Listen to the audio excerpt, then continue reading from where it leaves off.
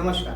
23 February हा national पेरिओडॉन्टिस्ट day म्हणून साजरा केला जातो. पेरिओडॉन्टिस्ट हे एक स्पेशलाइज्ड ब्रँड आहे डेंटल फ्रॅटर्निटी. ते आपल्या हिरड्यांच्या रोगांचं निदान किंवा उपचार करतात. या निमित्ताने आयडिया यवतमाळनी आज हे एक सेशनचं आयोजित केलं आहे. हिरड्यांच्या आजाराला जनजागृती व्हावी कारण तेव्हा त्यांचं निरोगी राहावे यासाठी आयडिया यवतमाळनी हे सेशनचं आयोजित केलं आहे. Doctor GB. शंकवालकर हे भारताचे पहिले हिरडी रोग तज्ञ होते. त्यांच्या बर्थ अॅनिव्हर्सरीच्या निमित्ताने इंडियन सोसायटी ऑफ पेरिओडॉन्टॉलॉजीच्या वतीने 23 फेब्रुवारी हा नॅशनल पेरिओडॉन्टिस्ट डे म्हणून साजरा केला जातो. पेरिओडॉन्टायटिस हे आपला हिरडींचा आजार आहे. याला सरळ भाषेत आपण पायोरिया म्हणतो. पायोरिया हे या बिमारीत बिलकुल त्रास होत नाही. याचे लक्षण हे असतात का आपल्याला ब्रश करायच्या वेळेस रक्त येणे, दात हालणे, हिरडींवर सूज येणे. जर आपण याचा दुर्लक्ष केला तर हे सेकंड स्टेजवर जाते. तेव्हा आपल्या तोंडातून वास येणे आणि याच्यामुळे आपला दातात पस होऊ शकते आणि दात पडू पण शकतात.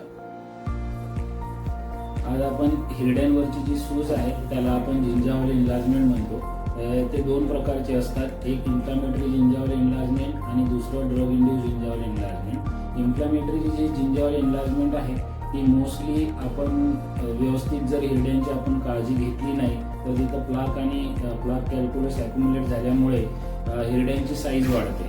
हिरड्यांची साईज वाढल्यामुळे रक्त येणे, तोंडातून दुर्गंधी येणे आणि कालांतराने दात हलून ते दात पडणे. दुसरं म्हणजे ड्रग इंड्यूस जे औषधीमुळे होणारी जिंजावल एनलार्जमेंट म्हणजे हिरड्यांची साईज वाढणे. त्याच्यामध्ये मोस्टली आपण जे हायपरटेन्शनसाठी जे औषध घेतो त्याच्यामुळे पण हिरड्यांची साईज वाढू शकते. दुसरं इपिलेप्सीसाठी जे आपण ड्रग घेतो फेनिटॉइन त्याच्यामुळे पण हिरड्यांची साईज वाढू शकते. आणि तिसरं जे इम्युनोसप्रेशन किंवा ऑर्गन ट्रान्सप्लांटमध्ये जे आपण ड्रग घेतो त्याच्यामुळे पण हिरड्यांची साईज वाढू शकते. कधी कधी हिरड्याची साईज एवढी वाढते की त्याच्यामध्ये पूर्ण दात कव्हर होऊन जातो. त्यामुळे आपण घाबरून जातो. परंतु याच्यामध्ये घाबरून जायचं काही कारण नाही. आपण जर समजा ते पूर्ण ड्रग जर आपण चेंज केलं किंवा अल्टरनेटिव्ह ड्रग आपण जर घेतलं तर त्याच्यामुळे ती जी वाढलेली जी साईज आहे हिरड्यांची ती पूर्ण सबसाईड होऊ शकते. आता ह्या वाढलेल्या हिरड्यांवरती जे आपण ट्रीटमेंट आहे त्याला आपण जिंजेवेक्टॉमी म्हणतो. जी वाढलेली जी साईज आहे हिरड्यांची त्याच्यामध्ये आपण त्याला कट करून जसं आपलं नॉर्मल जे जिंजावा आहे ते नॉर्मल होऊ शकतं. हिरड्यांवरती येणारी प्रत्येक सूज ही कॅन्सरच असू शकते असं नाही. त्याचे भरपूर सारे प्रकार असतात. त्यामुळे आपण घाबरून न जाता त्या हिरड्याची जी बायोप्सी करून किंवा व्यवस्थित ट्रीटमेंट करून आपण चेक जर केलं तर चांगलं आहे. हिरड्यांचे आजार आणि प्रेग्नन्सी यांचं जवळचं नातं आहे. जवळपास 60 ते 70% लेडीजमध्ये हिरड्यांचे आजार आढळतात. हार्मोनल इम्बॅलन्समुळे हिरड्यांचे आजार जसे की हिरडीतून रक्त येणे, हिरड्यांची सुजन वाढणे, नंतर दात हालणे, प्रेग्नन्सी ट्यूमर अशा प्रकारचे आजार प्रेग्नेंट लेडीजमध्ये आढळतात. याचा जो डायरेक्ट कॉन्टॅक्ट जो आहे तो बाळावर होतो. जसे की प्री टर्म बर्थ, नंतर वेट लॉस, बाळाचं वेट लॉस आणि प्रीक्लॅम्सेमिया अशा प्रकारचे आजार उद्भवतात. हिरड्यांच्या आजारामुळे प्रेग्नेंट लेडीजमध्ये ब्लड प्रेशर वाढणे, नंतर बाळाचं वजन कमी होणे आणि एक लवकर डिलिव्हरी होण्याचे चान्सेस राहतात. हिरड्यांची ट्रीटमेंट करण्यासाठी व दातांची ट्रीटमेंट करण्यासाठी दुसरी तिमाही ही सर्वात सेफेस्ट तिमाही आहे. हिरडी रोग व हिरड्यांचे आजार आणि हृदयरोग यांचा एकमेकांशी अतिशय जवळचा संबंध आहे. ज्या पेशंट्समध्ये हिरड्यांचे आजार असतात अशा पेशंट्समध्ये हृदयरोग किंवा हृदयाचा झटका येण्याचे जे चान्सेस असतात ते 3 पटीने अधिक असतात. एका रिसर्चनुसार असं सांगण्यात आलेलं आहे की ज्या पेशंट्समध्ये अथेरोस्क्लेरोसिस म्हणजे रक्तवाहिन्यांमध्ये गुठळ्या होणे किंवा कोलेस्ट्रॉलचं प्रमाण वाढणे याचं आणि हिरडी रोगांचं एकमेकांशी अतिशय परस्पर असं नातं आहे. त्याचबरोबर जे हिरडीचे रोग असतात किंवा आजार असतात हे बॅक्टेरियल इन्फेक्शन म्हणजे जीवाणूंचं इन्फेक्शन असतात. हे जीवाणू तुमच्या रक्तवाहिन्यांमधून आपल्या ब्लड स्ट्रीम मधून हे आपल्या हृदयापर्यंत पोहोचतात आणि त्यामुळे आपल्याला हृदयाचे विविध आजार देखील होऊ शकतात. म्हणून हिरड्यांची काळजी घेणं आवश्यक आहे. काही स्टडीजमध्ये हे देखील सांगण्यात आलेलं आहे की ज्या पेशंट्समध्ये हिरड्यांचे आजार असतात अशा पेशंट्समध्ये 21% अधिक प्रमाणामध्ये हृदयांचे आणि रक्तवाहिन्यांचे आजार होण्याचे चान्सेस असतात. म्हणून ज्या पेशंट्समध्ये हिरड्यांचे अधिक आजार आहेत किंवा ज्यांचे काही दात हलत आहेत किंवा पडलेले दात आहेत अशा पेशंट्सनी जाऊन तुमच्या हृदयरोग उपचार तज्ञाकडे किंवा तुमच्या डेंटिस्टकडे जाऊन तुम्ही तुमचं चेकअप करून घेणं आवश्यक आहे.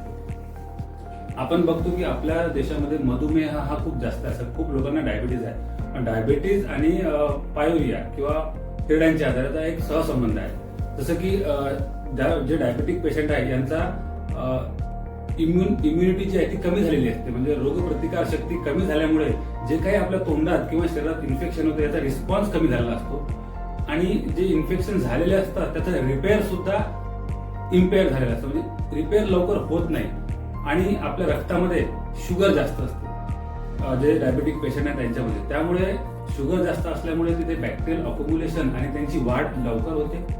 सोबतच हिलिंग इम्पेअर झाल्यामुळे जे काही थोडं बहुत इन्फेक्शन ठीक व्हायला पाहिजे नॅचरली रिपेअरमुळे ते डायबेटिक पेशंटमध्ये होत नाही. बहुधा ते पसरत जाते. त्यामुळे डायबेटिक पेशंटला हिरड्यांचे आजार होणे हे जास्त कारणीभूत आहे आणि त्यांना लवकर होते. बाकीच्या लोकांमध्ये जे रिपेअर होत असेल त्यांना रिपेअर न होता ते साध्या आजारापासून मोठ्या सिव्हिअर किंवा क्लिष्ट आजाराकडे जाते. दुसरं म्हणजे हिरडींचा आजार आणि त्याचा परिणाम शुगर लेवलवर. जसं की आपण बघितलं पेरोडॉन्टायटिस किंवा हिरड्यांचा आजार हे एक इन्फेक्शन आहे जे बॅक्टेरियल इन्फेक्शन आहे. त्यामुळे कुठल्याही शरीरामध्ये इन्फेक्शन असेल त्यांनी ब्लड ग्लायसेमिक इंडेक्स इम्पेअर होतो. म्हणजे शुगर लेवल वाढतो किंवा शुगर मेंटेन करायला कठीण जाते. त्यामुळे जर हिरड्यांचा आजार असेल त्यांना शुगर मेंटेन ठेवणे सुद्धा एक नॉर्मल पेशंटपेक्षा जास्त कठीण असते.